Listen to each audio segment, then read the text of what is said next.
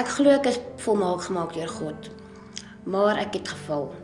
Ek het die pad byster geraak. En so het my storie begin. Ek het 'n baie goeie kinderlewe gehad, baie goeie maag, baie goeie pa. Skool toe gegaan en ek het my graad gekry op die PIK, waar ek geswat het vir onderwyseres. Ek het getroud, 2 pragtige seuns gehad. Ongelukkig, moet ek sê, het ek en my man verslaaf geraak aan dwelms. Op die lang pad het hy selfmoord gepleeg en ek moes die pad alleen verder vat.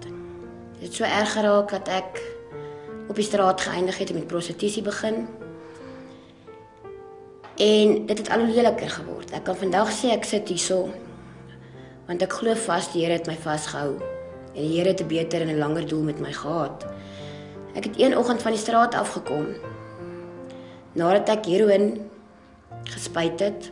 Ek was verslaaf aan crack, kokaine en heroïne. En ek het die televisie aangesit. Ek het 'n kerkprogram gesien en die pastoor het met my gepraat. 'n week later is ek by die kerk in. En ek sit vandag voor jou en ek wil vir jou sê, enige mens kan val. Jy weet dat jy vir almal kan wys, jy is wat hulle wil hê jy moet wees. Maar 'n pad word met jou gestap. Ek kan vir jou vandag sê, die Here het my opgetel.